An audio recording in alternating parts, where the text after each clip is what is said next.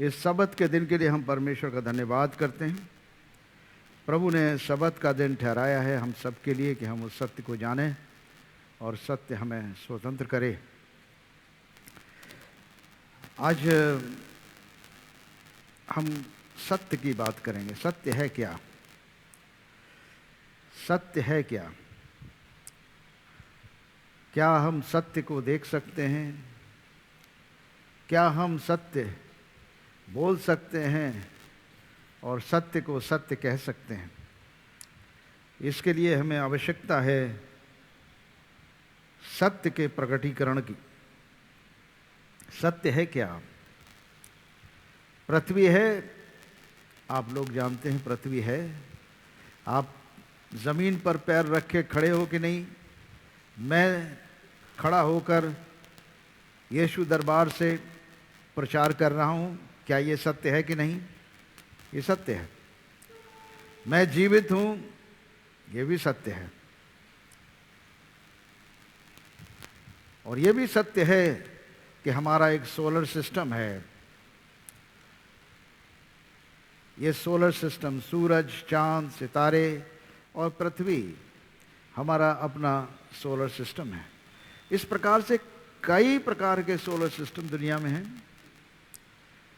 प्रश्न यह है कि सोलर सिस्टम के बारे में ज्ञान मनुष्य को कब हुआ, और सोलर सिस्टम के बारे में जब उसने ज्ञान प्राप्त किया तो क्या ये सोलर सिस्टम मनुष्य ने क्रिएट कर दिया? क्या इस सारे सोलर सिस्टम की रचना क्या मनुष्य ने कर दी? मनुष्य ने तो सोलर सिस्टम अपने स्थान पर पाया है। Can you hear me all right? Voice okay? तो फिर काहे कान पे हाथ रखे यार? गेटिंग मी कंफ्यूज्ड है? Oh my god. So you have to, इसको समझने की आवश्यकता है कि जो सोलर सिस्टम है, सूर्य, चांद, सितारे और पृथ्वी का सूर्य के चारों तरफ चक्कर लगाना, और इस प्रकार दिन और रात का होना, और इस प्रकार एक वर्ष का पूरा होना, इन सारे चीज़ों का ज्ञान मनुष्य ने प्राप्त किया और उन चीज़ों को स्टडी किया, उस पर रिसर्च की, उसकी खोज की, और उसको मनुष्य ने लिखा कि हमने ऐसा देखा है। मेरा सवाल यह है, क्या इससे पहले सोलर सिस्टम एग्जिस्ट नहीं करता था? क्या मनुष्य ने जो पृथ्वी का ज्ञान पाया, क्या उससे पहले मनुष्य के ज्ञान प्राप्त करने से पहले पृथ्वी नहीं थी क्या? क्या यूनिवर्स जिसमें हम रहते हैं उसमें कई सोलर सिस्टम्स हैं, कई सितारे हैं, कई पृथ्वी से बड़े बड़े प्लैनेट्स हैं? ये सब पहले से एग्जिस्ट कर रहे हैं, पहले से हैं। तो इन सब के बारे में जब मनुष्य ने जाना तो उसी के बाद क्या उसकी सृष्टि हुई? क्या मनुष्य ने इन सबको रचा है? They are all pre existing much before the man came into on earth. इससे पहले कि मनुष्य पृथ्वी पर पैदा होता, ये सोलर सिस्टम, बादलों का बनना, समुद्र का बनना, नदियों का बनना, पृथ्वी का बनना, हरे हरे पेड़ होना पृथ्वी पर, चौपायों का होना, जीव जंतु जानवरों का होना, ये मनुष्य के उत्पत्ति से पहले हुआ और मनुष्य ने उसका ज्ञान किया। और परमेश्वर ने जब मनुष्य को बनाया तो मनुष्य को पूरा अधिकार दिया सारी सृष्टि के ऊपर, पूरी सृष्टि पर अधिकार दिया, और मनुष्य को परमेश्वर ने पृथ्वी का ईश्वर स्वरूप बना दिया। बाइबल के अनुसार लिखा है कि परमेश्वर ने मनुष्य को अपनी समानता में और अपने स्वरूप में बनाया है। अर्थ यही है। इसका अर्थ है परमेश्वर जो सत्य है, परमेश्वर को हम सत्य कहते हैं। हर दुनिया का इंसान कहता है कि परमेश्वर सत्य है, हर भाषा में बोलते हैं सत्य है। हर रिलीजन, हर सेक्ट के मनुष्य, हर देश और हर कल्चर के लोग, हर प्रकार की सभ्यता के लोग परमेश्वर को सत्य ही कहते हैं। और बाइबल के अनुसार मनुष्य को परमेश्वर ने अपनी समानता और स्वरूप में बनाया, तो मनुष्य भी सत्य है और उसके अंदर से सत्य ही निकलना चाहिए अगर ईश्वर का स्वरूप है तो।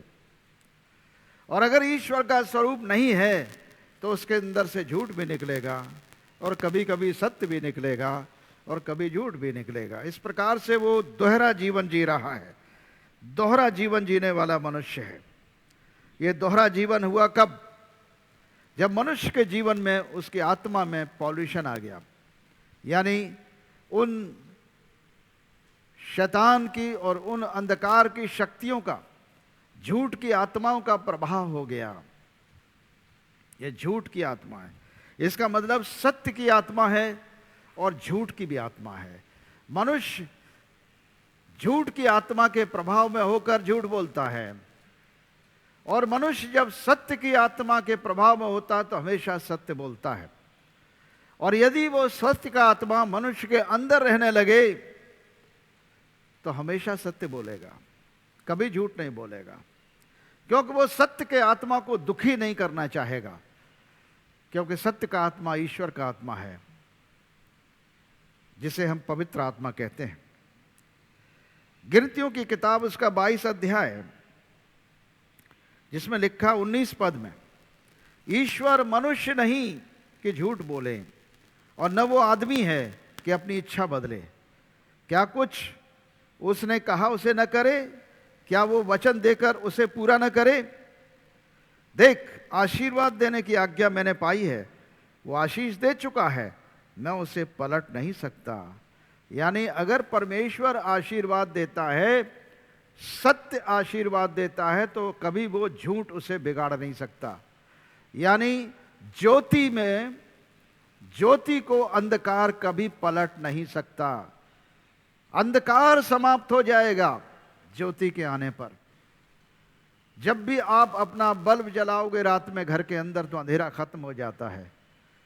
सूरज के निकलने से रात की समाप्ति होती है और दिन की शुरुआत हो जाती है। ऐसे ही परमेश्वर का सत्य भी है, सत्य का आत्मा है।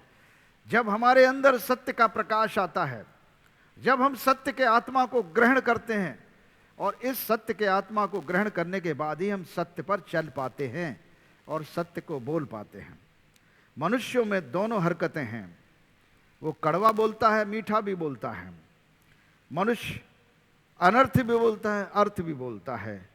मनुष्य बुरा बोलता है, भला बोलता है, परंतु परमेश्वर चाहता है कि मनुष्य केवल भला बोले, मनुष्य पवित्र रहे, मनुष्य सत्य बोले, झूठ कभी न बोले। यह परमेश्वर की इच्छा है और यही सत्य है। सत्य की परिभाषा हम बताने की कोशिश कर रहे थे। बहुत लोगों ने परिभाषाएं सत्य की बताई हैं, लेकिन क्या परमेश्वर को कोई परिभाषित कर सकता है? सत्य को हम ग्रहण कर सकते हैं, तभी सत्य को बता पाएंगे। जब तक सत्य हमारे अंदर नहीं होगा, हम सत्य को नहीं समझ पाएंगे। झूठ कभी सत्य की परिभाषा नहीं दे सकता, क्योंकि झूठ और सत्य में दोनों में ऐसे दुश्मनी है जैसे अंधकार में और ज्योति में है।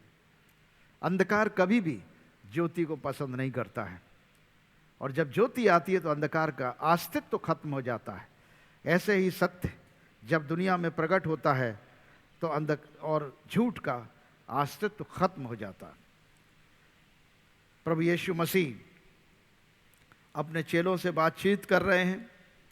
यूहन्ना नबी की किताब में हम देखेंगे, यूहन्ना उसके 8 अध्याय में प्रभु यीशु मसीह अपने चेलों से बातचीत कर रहे हैं। 8 अध्याय से 31 पद में लिखा है, तब यीशु ने उन यहूदियों से जिन्होंने उस पर विश्वास किया था कहा, यदि तुम मेरे वचन पर बने रहोगे तो सचमुच मेरे चेले ठहरोगे। तुम सत्य को जानोगे और सत्य तुम्हें स्वतंत्र करेगा। यानी सत्य में पावर है, सत्य में शक्ति है। परमेश्वर है सत्य, और उस सत्य में शक्ति है हमें झूठ से छुड़ाने की, झूठ के फंदों से, शैतान के फंदों से हमें बचाने की, मृत्यु के फंदों से बचाने की, पाप के फंदे से बचाने की शक्ति सत्य में है। तुम सत्य को जानोगे और सत्य तुम्हें स्वतंत्र करेगा। हम सत्य को कैसे जानेंगे? जब तक सत्य हमारे अंदर ना आएगा, सत्य हमारे साथ संगति न करेगा, सत्य हमारे साथ बैठेगा नहीं, उठेगा नहीं, सत्य को हम अपने जीवन में, अपनी आत्मा में ग्रहण नहीं करेंगे। सत्य के आत्मा के साथ संगति करना, बुरी संगति अच्छे चरित्र को बिगाड़ती है। झूठ बोलने वालों के साथ आप बैठने लगोगे तो आपकी आदत भी झूठ बोलने की पड़ जाएगी। गाली देने वालों के साथ आप बैठेंगे तो आप भी गाली बकना शुरू कर देंगे कुछ दिनों के बाद। सिगरेट पीने वालों के पास आप बैठोगे तो उसका धुआं आपके जीवन में जाएगा, आपके ऊपर, आप पैसिव स्मोकर हो जाओगे, एक्टिव नहीं रहोगे तब भी। मतलब बुरी संगति अच्छे चरित्र को बिगाड़ती है। तो सत्य का आत्मा, यदि हम सत्य के साथ संगति करेंगे तो मनुष्य से हम परमेश्वर की संतानों में बदल जाएंगे। सत्य को ग्रहण करने पर, सत्य की संगति में रहने पर हम पाप से और श्राप से स्वतंत्र हो जाएंगे। फरीसी जो इब्राहिम की संतानें हैं और जो यहूदी हैं, इस्राएली हैं, वो कह रहे हैं हम तो इब्राहिम के वंश हैं और हम कभी किसी के गुलाम नहीं हुए, फिर तू कैसे कहता है कि तुम स्वतंत्र हो जाओगे? यीशु ने उनको उत्तर दिया, मैं तुमसे सच सच कहता हूं, जो कोई पाप करता है वो पाप का गुलाम है। उसे आजाद होने की जरूरत है, स्वतंत्र होने की आवश्यकता है। दास सदा घर में नहीं रहता, पुत्र सदा रहता है। इसलिए यदि पुत्र तुम्हें स्वतंत्र करेगा तो तुम स्वतंत्र हो जाओगे। यहां यीशु ने कहा तुम सत्य को जानोगे और सत्य तुम्हें स्वतंत्र करेगा। इसका अर्थ है यीशु मसीह जो परमेश्वर का पुत्र है वही सत्य है। हालेलुया। ये बड़ा गंभीर भेद है जो 36वें पद में बहुत सफाई से, आप अगर 31 पद को, 32 पद को और 36 पद को एक साथ पढ़ेंगे तो आपको यही नजर आएगा, यही प्रकाशन मिलेगा कि पुत्र तुम्हें स्वतंत्र करेगा तो सचमुच तुम स्वतंत्र हो जाओगे। तुम सत्य को जानोगे और सत्य तुम्हें स्वतंत्र करेगा। यदि तुम पुत्र यीशु मसीह को जानोगे तो सत्य को जानोगे और तभी तुम्हें ये सत्य जो यीशु मसीह खुद है तुम्हें स्वतंत्र करेगा। पाप से और श्रापों से, मृत्यु से स्वतंत्र करके अनंत जीवन में लेकर चलेगा। ये लोग बड़ा आर्गुमेंट कर रहे हैं यीशु मसीह से, कह रहे हैं हम तो इब्राहिम की संतान हैं, हम तो कभी रहे नहीं गुलाम। यीशु ने कहा मैं जानता हूं कि तुम अब्राहम की संतानें हो, अब्राहम के वंश से हो, तो भी मेरा वचन तुम्हारे हृदय में जगह नहीं पाता, इसलिए कि तुम मुझे मार डालना चाहते हो। मैं वही कहता हूं जो मेरे अपने पिता के यहाँ देखता हूं, मैं वही कहता हूं जो अपने पिता के यहाँ देखा है, और तुम वही करते हो जो तुमने अपने पिता से सुना है। यहाँ प्रभु जी कुछ कहना चाह रहे हैं। उन्होंने उसको उत्तर दिया हमारा पिता तो इब्राहिम है। ये लोग बोले, यीशु ने उनसे कहा यदि अब्राहम की संतान होते तो अब्राहम के समान काम करते। बड़ा गंभीर चीज है। बच्चों के द्वारा उनके पिता की तुलना की जा रही है। अगर पिता का चाल चलन अच्छा रहा है तो बच्चों की भी उम्मीद करी जाती है कि उनका चाल चलन अच्छा होगा, और यदि उनका चाल चलन अपने पिता के समान नहीं है, भला नहीं है, पवित्र नहीं है, सत्य पर चलने वाला नहीं है, तो वो उसके बच्चे नहीं। आत्मिक रूप से उसके बच्चे नहीं है, शारीरिक रूप से बच्चे हो सकते हो, परंतु आत्मा एक नहीं है। इसीलिए यीशु मसीह उनसे कह रहे हैं कि तुम यदि इब्राहिम की संतान होते तो अब्राहम के समान काम करते, परंतु अब तुम मुझ जैसे मनुष्य को मार डालना चाहते हो, जिसने वो सत्य वचन बताया जो परमेश्वर से सुना। ऐसा तो अब्राहम ने नहीं किया। तुम अपने पिता के समान काम करते हो। उन्होंने उससे उत्तर दिया हम व्यभिचार से नहीं जन्मे, हमारा एक पिता है अर्थात परमेश्वर। बिल्कुल सही है। यीशु ने उनसे कहा, यदि परमेश्वर तुम्हारा पिता होता तो तुम मुझसे प्रेम रखते, क्योंकि मैं परमेश्वर की ओर से आया हूं। मैं आप नहीं आया, परंतु उसी ने मुझे भेजा है। तुम मेरी बातें क्यों नहीं समझते? इसलिए कि तुम में मेरा वचन सुन नहीं सकते। तुम अपने पिता शैतान से हो और अपने पिता की लालसाओं को पूरा करना चाहते हो। वो तो आरंभ से हत्यारा है और सत्य पर स्थिर न रहा, क्योंकि उसमें सत्य है ही नहीं। जब वो झूठ बोलता है तो अपने स्वभाव से बोलता है, क्योंकि वो झूठा है वरन झूठ का पिता है। अब आपने समझ लिया, झूठ का पिता भी यानी झूठ भी एक आत्मा है। झूठ बोलने वाली आत्मा है, शैतान की आत्मा है, उस स्वर्गदूत की आत्मा है लूसीफर की, जिसे परमेश्वर ने स्वर्ग से गिरा दिया था। और वो करोड़ों स्वर्गदूतों को भरमा के स्वर्ग से वंचित कर दिया गया और उसने मनुष्यों को भरमा दिया। तमाम मनुष्यों को परमेश्वर के विरुद्ध भड़का दिया, परमेश्वर के राज्य के विरुद्ध भड़का दिया। आज बहुत सारे लोग हैं जो दुनिया में कहते हैं ईश्वर है ही नहीं, हम उसके अस्तित्व को नहीं मानते। इसका मतलब वो सत्य को नहीं मानते। जो ईश्वर के अस्तित्व को नहीं मानता वो सत्य को नहीं मानता है, वो झूठ को मानता है, वो भरमाने में आ गया है, वो भटक गए हैं, वो असलियत नहीं जानते। अगर उनसे पूछा जाए कि तुम हो जिंदा, कि हाँ हम हैं, तुम जन्म लिए थे कभी, कि हाँ लिए थे, तुम्हारा कोई पिता है, कि है, तुम्हारा कोई दादा भी होगा, तुम्हारा कोई परदादा भी होगा। कितनों ने अपने दादा परदादे और उनके परदादे को देखा है। अब कहो कि हमारा कोई परदादा है ही नहीं, हम तो ऐसे ही आ गए, ये कैसे हो जाएगा?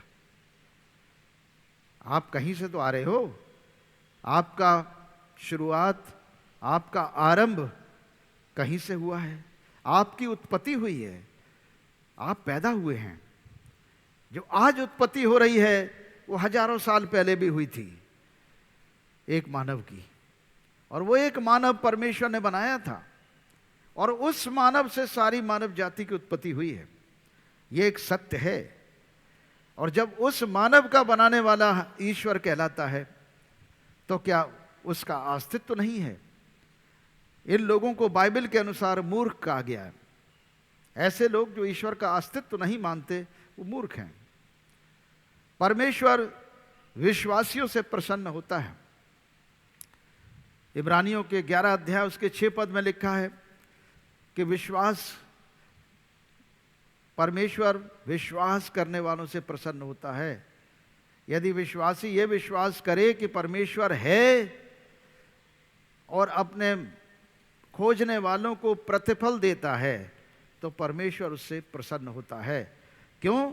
क्योंकि इतना अविश्वास शैतान ने दुनिया में फैला दिया है, भ्रमित कर दिया है मनुष्यों को, कि मनुष्य भ्रम में आकर सत्य को नहीं पहचान पाते हैं। इसीलिए झूठ बोलते हैं, इसीलिए झूठ का सहारा लेते हैं। अगर सत्य का सहारा लेंगे तो झूठ से स्वतंत्र हो जाएंगे, श्रापों से स्वतंत्र हो जाएंगे। कितने लोग मानते हैं कि जीवन और मृत्यु है? सब कोई कहेगा है। अभी हमने हजारों लोगों को मरते हुए देखा, लाखों लोग मारे गए इस कोरोना काल में। कोरोना वायरस है, इस बात को हम मानते हैं, उसका अस्तित्व है। कितनों ने देखा उसको? हम खुली आंखों से नहीं देख सकते, लेकिन उसकी पावर को देखा है, उसके विध्वंसकारी शक्ति को देखा है, नुकसान करने वाली ताकत को देखा है। किस प्रकार से ये वायरस सांस के द्वारा घुसकर और हमारे फेफड़ों में जकड़कर निमोनिया इत्यादि पैदा करके लोगों को सांस लेने में मुसीबत कर देता है। ऑक्सीजन की ज़रूरत पड़ती है और कभी कभी ऑक्सीजन भी उसको नहीं बचा पाती है। इस विनाशकारी वायरस को हम जानते हैं। आसानी से पहचान रहे हैं और कोशिश कर रहे हैं कि इससे बचा जाए। वैक्सीन बनाए जा रहे हैं, दवाइयां खोजी जा रही हैं।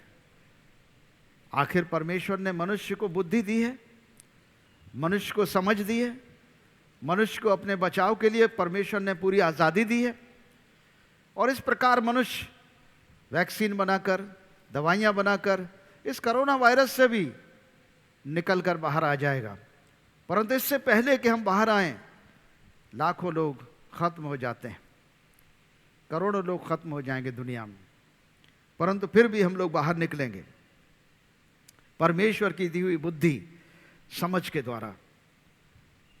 और हकीकत है, हमें सत्य पर चलने की और सत्य के आत्मा की जरूरत है। मनुष्य, भरमाया हुआ मनुष्य कब तक सत्य को नहीं पहचानेगा। इसीलिए इस सत्य के बारे में प्रभु यीशु मसीह ने बहुत ज्यादा अपने प्रवचन में बोला है, अपने वचन में बोला है। कैसे हम सत्य को ग्रहण करेंगे। सत्य है कौन? हमने थोड़ी देर पहले बताया, यीशु मसीह जो परमेश्वर का पुत्र है। प्रभु यीशु ने खुद कहा यूहन्ना 8 अध्याय में कि जब तक तुम्हें पुत्र स्वतंत्र न करे तब तक तुम स्वतंत्र नहीं हो सकते। यदि पुत्र तुम्हारे पास है तो अनंत जीवन तुम्हारे पास है और तुम पाप से, श्राप से, अनंत मृत्यु से स्वतंत्र हो जाते हो। यीशु ने अपने चेलों को यूहन्ना 14:6 में बताया, मार्ग और सत्य और जीवन मैं ही हूं, बिना मेरे द्वारा कोई पिता के पास नहीं पहुंच सकता। यहां पर प्रभु यीशु मसीह जानते थे कि मैं सत्य हूं। तो अब इन बच्चों को किस चीज की जरूरत है? सबसे मुख्य बात यह है कि जब तक मैं इनके संग हूं, शरीर में, मैं इनके साथ शारीरिक रूप से इनके संग संग घूम रहा हूं, ये मुझे पहचान रहे हैं क्योंकि मैं सत्य हूं, इनके संग हूं। और जब मैं चला जाऊंगा तो ये लोग कैसे विश्वास करेंगे, कैसे इनके अंदर शक्ति आएगी, कैसे ये जानेंगे सत्य को, किस प्रकार से सत्य पर चल पाएंगे? क्योंकि सत्य का आत्मा तो पृथ्वी पर नहीं है। झूठ के आत्मा ने पूरे तरीके से पृथ्वी पर कब्जा कर रखा था। और परमेश्वर के पुत्र यीशु मसीह ने सत्य बोलते बोलते, सच्चाई बोलते बोलते अपने देह को भी कुर्बान कर दिया, परंतु झूठ नहीं बोला। अपने मुंह से किसी को गाली तक नहीं बकी, श्राप के बदले श्राप नहीं दिया, बुराई के बदले बुराई नहीं करी, बुराई को भलाई से जीतने की शक्ति, शिक्षा दिया। जो लोग हाथों में कीले ठोक रहे थे, पैरों में कीले ठोक रहे थे, पीठ पर को, इस प्रकार प्रभु यीशु मसीह ने इन चैलेंज किया, फरीसियों को चैलेंज किया। यूहन्ना के 8 अध्याय में उसके 46 पद में, तुम में से कौन मुझे पापी ठहराता है? यदि मैं सच बोलता हूं तो तुम मेरा विश्वास क्यों नहीं करते? प्रभु यीशु मसीह ने फरीसियों को, उस जमाने के धर्म के ठेकेदारों को साफ चैलेंज दिया। कहा कि मैं ही सत्य हूं, तुम मुझे पापी ठहराओ, कैसा भी छोटा बड़ा पाप बता दो मैंने किया हो तो मैं मान लूंगा। किसी की हिम्मत नहीं थी उस वक्त कि यीशु मसीह में किसी प्रकार की कोई खोट बता देते कि उन्होंने ये गुनाह किया है, ये झूठ बोला है, ऐसा बुरा किया, धोखा दिया है किसी को। कभी धोखा नहीं दिए, कभी झूठ नहीं बोले, दुश्मनों से प्यार किया, बीमारों को चंगा किया, बदरूहों को यानी दुष्ट आत्माओं को निकाला, अंधों की आंखें खोली, बहरों के कान खोले, गूंगे को जुबान दी, कोढ़ियों को शुद्ध किया, मुर्दों को जिंदा किया, सारे भले काम किए। ये सब कुछ रिकॉर्डेड हैं। आज जो इतिहास 100 साल बाद हम लोगों के आगे, 100 वर्ष के बाद अगर कोई पूछेगा कि यीशु दरबार कैसे शुरू हुआ, कोरोना वायरस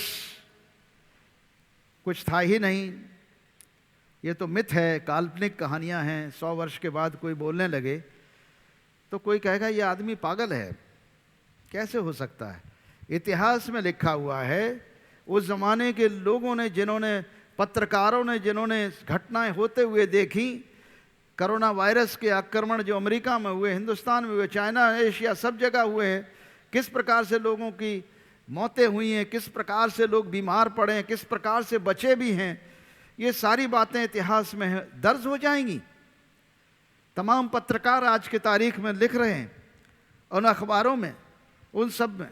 इसी प्रकार जब यीशु मसीह किसी अंधे की आंख खोलते थे, बहरों के कान खोलते थे, गूंगे को जुबान देते थे, दुष्ट आत्माओं को निकालते थे, कोढ़ियों को छू लेते थे, शुद्ध हो जाते थे, मुर्दे को जिंदा करते थे। उनकी कब्रें आज भी हैं, मुर्दों की जो जिंदा किए गए, जिसका नाम लाजर है।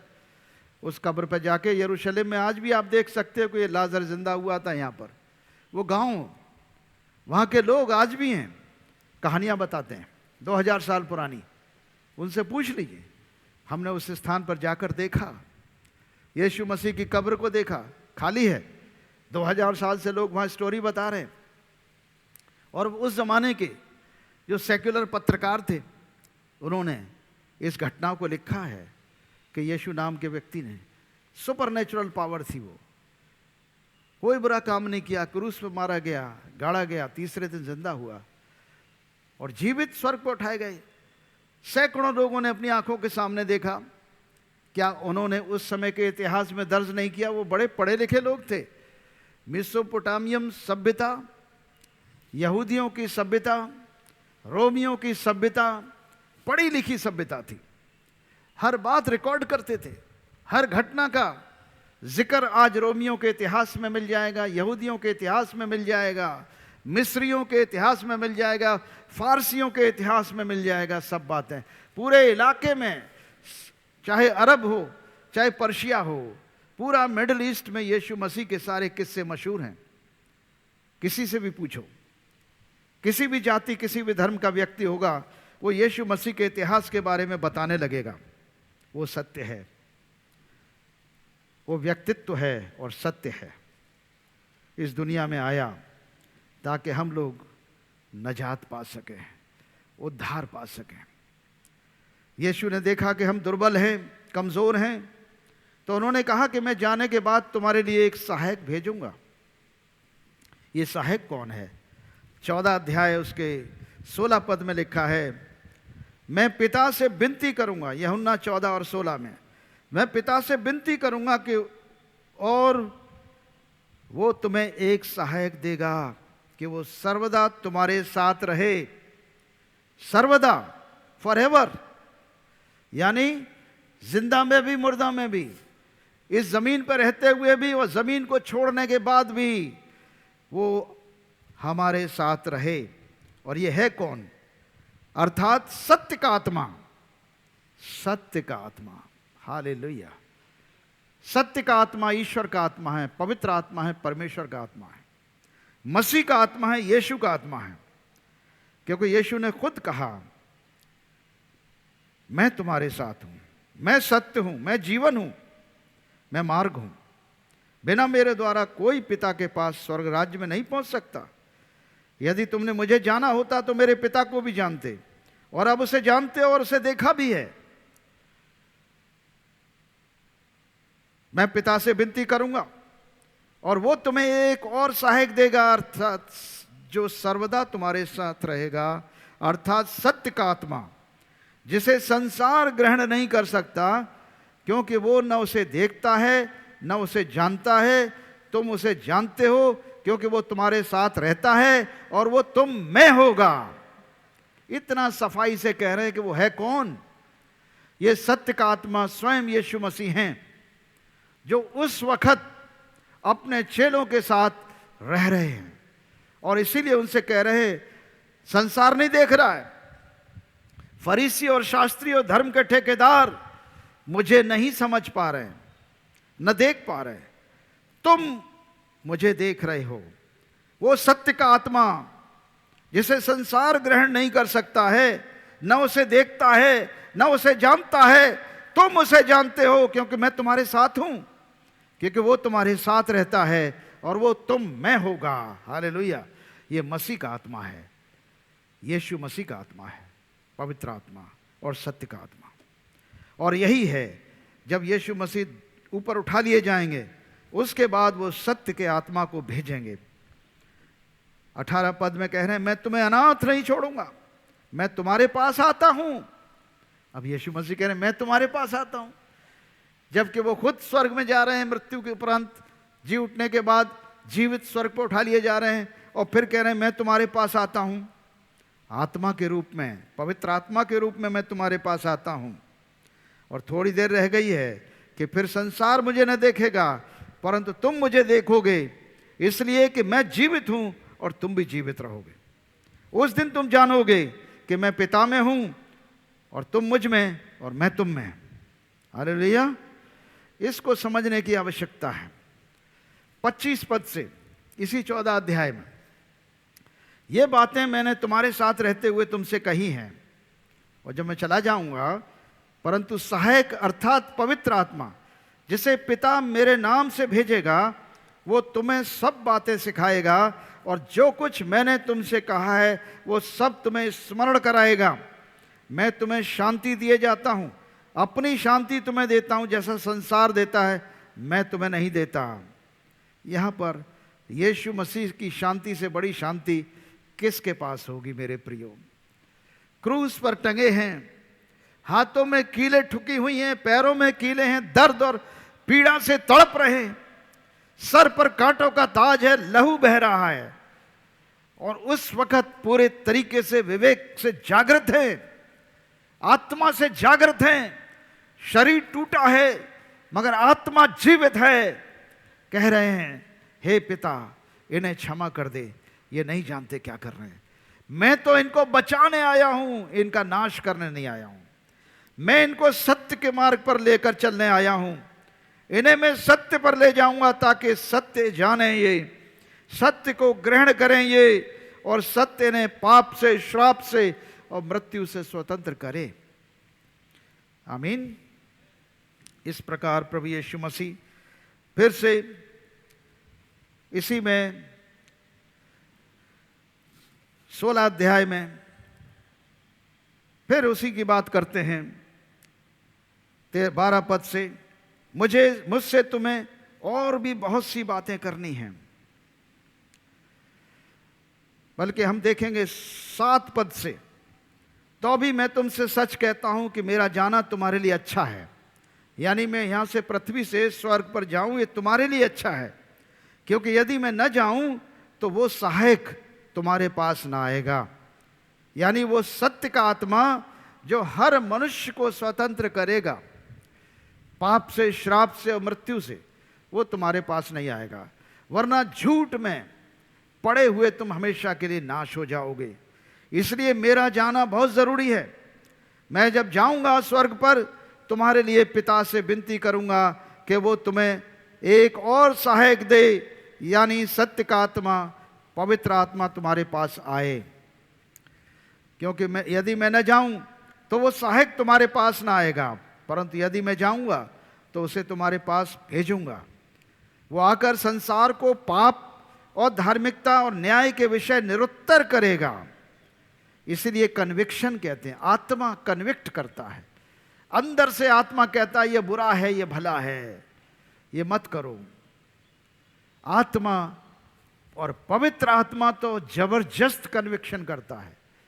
मनुष्य का आत्मा हमें भले बुरे का ज्ञान बताता है, तो जब परमेश्वर का आत्मा मनुष्य के आत्मा के साथ संगति करता है तो वो हमें शक्ति देता है कि हम बुराई को त्याग दें और भलाई को करें, पाप को छोड़ते जाएं और पूरे तरीके से जीवन को निष्कलंक और निष्पाप व्यतीत करें। वो हमें अपने पापों से मन फिराने की पूरे तरीके से हमें कन्विक्शन देता है, हमें एहसास देता है कि हम अंगीकार करें अपने गुनाहों का, मन फिराएं और अपनी बुरी चाल को छोड़ दें। ये जब संभव होगा जब पवित्र आत्मा मनुष्य के आत्मा के साथ संगति करेगा, तब पूरे तरीके से शरीर की क्रियाओं पर नियंत्रण होगा, झूठ खत्म हो जाएगा, जीवन में रोशनी होगी, अंधकार मिट जाएगा। क्योंकि पवित्र आत्मा सत्य का आत्मा है, रोशनी का आत्मा है, ज्योति का आत्मा है, जीवन का आत्मा है। इसलिए वो सारी चीज़ें हमारे अंदर से बाहर हो जाएंगी जिन्होंने हमें गुलाम बना रखा है।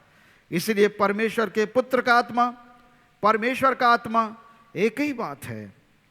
यहाँ पर यीशु कह रहे हैं पाप के विषय में जो आत्मा मैं तुम्हें भेजूंगा वो संसार को पाप और धार्मिकता और न्याय के विषय निरुत्तर करेगा कि संसार अपनी धार्मिकता प्रफुल्लता है। संसार सोचता है मैं अपने हिसाब से धार्मिकता को स्थिर करूंगा, मैं अपने हिसाब से स्वर्ग में प्रवेश कर जाऊंगा, मेरा सत्य रिलेवेंट है, मेरा सत्य रिलेटिव है, सच्चाई रिलेटिव, ट्रुथ रिलेटिव है। ये वैल्यू रिलेटिव नहीं है, ये एब्सोल्यूट है, ये कभी बदलने वाला नहीं है। सत्य सत्य है, न बदलेगा कभी। दिन और रात जैसे स्थिर हैं वैसे ही सत्य स्थिर है। अगर रात होगी तो कल दिन भी होगा, ये एक सत्य है, कोई मनुष्य बदल नहीं सकता। परमेश्वर है, वो सत्य है। धार्मिकता, मनुष्य की धार्मिकता परमेश्वर के सामने मैले चिथड़े के समान है। कौन मनुष्य अपनी धार्मिकता से अपने आप को सत्य और परमेश्वर के पीछे चलने वाला कह पाएगा? प्रभु कह रहे हैं और धार्मिकता के विषय में इसलिए कि मैं पिता के पास जाता हूं और तुम मुझे फिर न देखोगे। न्याय के विषय इसलिए कि संसार का सरदार दोषी ठहराया जाता है, दोषी ठहराया गया, यानी शैतान को दोषी ठहरा दिया गया है। मुझे तुमसे और भी बहुत सी बातें कहनी हैं, परंतु अभी तुम उसे सह नहीं सकते हो। परंतु जब सत्य का आत्मा आएगा, मतलब हमारी सहन शक्ति भी कमज़ोर है। अगर सत्य का आत्मा नहीं आएगा तो हमारी सहन शक्ति भी कमज़ोर रहेगी, दुर्बल रहेगी। प्रभु कह रहे हैं परंतु जब वो अर्थात सत्य का आत्मा आएगा तो तुम्हें सत्य का मार्ग बताएगा, क्योंकि वो अपनी ओर से न कहेगा परंतु जो कुछ सुनेगा वही कहेगा और आने वाली बातें तुम्हें बताएगा। वो मेरी महिमा करेगा। यीशु मसीह कह रहे हैं मेरी महिमा करेगा, क्योंकि वो मेरी बातों में से लेकर तुम्हें बताएगा। जो कुछ पिता का है वो सब मेरा है, इसलिए मैंने कहा वो मेरी बातों में से लेकर तुम्हें बताएगा। आज इस पृथ्वी को, इस दुनिया को एक ही आवश्यकता है, वो है पवित्र आत्मा की। मैं समझता हूँ हर मनुष्य पवित्र आत्मा चाहता है। हर एक मनुष्य अशुद्ध आत्मा से दूर रहना चाहता है। कोई मनुष्य दुनिया में ऐसा नहीं है जो पवित्र आत्मा न चाहता हो, परमेश्वर के आत्मा की संगति न चाहता हो। हमारे आत्मा की इच्छा है, मगर शरीर हमारा दीवार बन के खड़ा हो जाता है। परमेश्वर के और हमारी आत्मा के बीच में, पवित्र आत्मा के बीच में और मेरी आत्मा के बीच में मेरा शरीर खड़ा हो जाता है और वो पवित्र आत्मा को ग्रहण नहीं करता है। इसलिए मुझे अपनी आत्मा से परमेश्वर के आत्मा को ग्रहण करने के लिए प्रभु यीशु मसीह से प्रार्थना करनी चाहिए कि प्रभु यीशु मसीह जैसा आपने पेंटिकोस्ट के दिन पवित्र आत्मा को इस पृथ्वी पर भेजा था और वो करीब 120 लोग जो यरूशलेम में बैठकर प्रार्थना कर रहे थे, लिखा है प्रेरितों के काम उसके 2 अध्याय में कि जब पेंटिकोस्ट का दिन आया तो वे सब एक जगह इकट्ठे थे और एकाएक आकाश से बड़ी आंधी की सनसनाहट का शब्द हुआ और उससे सारा घर जहां वो बैठे थे गूंज गया और उन्हें आग की सी जीभें फटती हुई दिखाई दी और उनमें से हर एक पर बैठ गईं। वे सब पवित्र आत्मा से भर गए और जिस प्रकार आत्मा ने बोलने की सामर्थ्य थी वे अन्य भाषा बोलने लगे। हमारी प्रार्थना है कि हे परमेश्वर पिता, यीशु मसीह के नाम से आज इस पृथ्वी के ऊपर, हमारे शहर इलाहाबाद में, हमारे उत्तर प्रदेश में, हमारे भारत में, पूरे 130 करोड़ लोगों पर, जैसे 120 लोगों पर तूने भेजा था, 120 लोगों के ऊपर पवित्र आत्मा उतरा था, सत्य का आत्मा उतरा था। वो दुनिया में सत्य बोलने लगे, सत्य का प्रचार किया सारी दुनिया में। और आज 120 करोड़ के लिए हम दुआ करते हैं कि परमेश्वर का वो पवित्र आत्मा जो 120 लोगों पर उतरा था आज 130 करोड़ पर उतर जाए। वही सत्य का आत्मा जो 2000 साल पहले उन पर उतरा था।